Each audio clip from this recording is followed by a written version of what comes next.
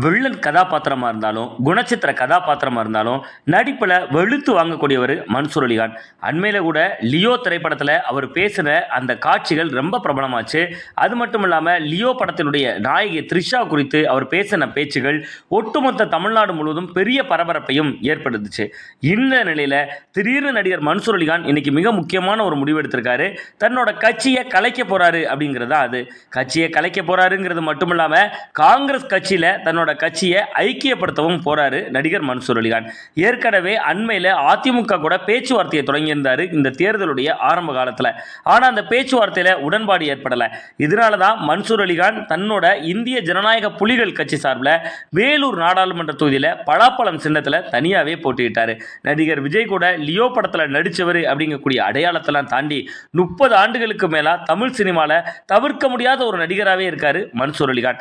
மன்சூர் அலிகான் ஏற்று நடிக்காத பாத்திரமே இல்லை அப்படின்னு சொன்னாலும் கூட அரசியல்வாதியாகவும் அவர் இந்த தேர்தல் நேரத்தில் ரொம்ப பரபரப்பாகவே இயங்கிட்டு இருந்தார். அதுலேயும் ரொம்ப குறிப்பாக கடைசியாக பிரச்சாரத்தோட இறுதி நாளில் தனக்கு மயக்கம் வந்துருச்சு, நெஞ்சு வலி வந்துருச்சு, தனக்கு யாரோ விஷம் வச்சுட்டாங்க அப்படின்லாம் மன்சூர் அலிகான் சொன்ன தகவல்கள் தமிழகம் முழுவதும் பெரிய அதிர்வலைகளை ஏற்படுத்துச்சு. பொதுவாக இந்த காலம்ங்கிறது நடிகர்கள் தங்களுடைய கட்சியை கலைக்கக்கூடிய காலம் அப்படின்னு நம்ம சொல்லிடலாம் போல இருக்கு. ஏற்கனவே சுப்ரீம் ஸ்டார் அப்படிங்கக்கூடிய அடைமொழியோடு இருக்கக்கூடிய சரத்குமார் தன்னோட கட்சியை முழுசாக கலைச்சிட்டு பாஜக ஐக்கியமாக இருந்தார். இப்போ அண்ணாமலை கூட ரொம்பவே க்ளோஸாக சுற்றிட்டு இருக்காரு சரத்குமார்.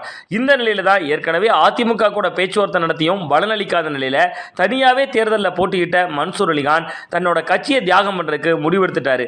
இன்னைக்கு காலையில் சென்னையில் சத்யமூர்த்தி பவனில் காங்கிரஸ் கட்சியினுடைய மாநில தலைவராக இருக்கக்கூடிய செல்வ பெருந்தகையை நேரில் சந்திச்சு, நான் காங்கிரஸ் கட்சியில் சேர விரும்புகிறேன், 15 வருஷத்துக்கு முன்னாடி வரைக்கும் நானும் காங்கிரஸ்காரன் தான், சின்ன கருத்து வேறுபாட்டால் நான் காங்கிரஸ் கட்சியை விட்டு வெளியில் போயிட்டேன், அதனால நான் ரொம்ப இப்போ வருத்தப்படுறேன், நானும் பல கட்சிகளோட போயிட்டேன், பல கூட்டணிகள்னு தேடி போனேன், ஆனால் எதுவுமே சாத்தியப்படலை, ஸோ நான் காங்கிரஸ் கட்சிக்கு திரும்ப விரும்புகிறேன் அப்படின்னு சொல்லக்கூடிய ஒரு கடிதத்தை கொடுத்துருக்காரு. இதுக்கு செல்வ பெருந்தகை என்ன ரியாக்ட் பண்ணாரு அப்படின்னு கேட்குறீங்களா?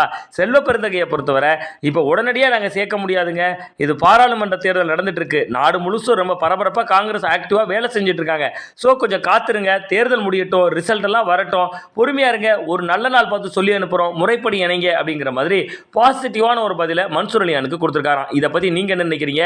அரசியலில் மன்சூர் அலிகான் ஜொலிப்பாரா? கமெண்ட்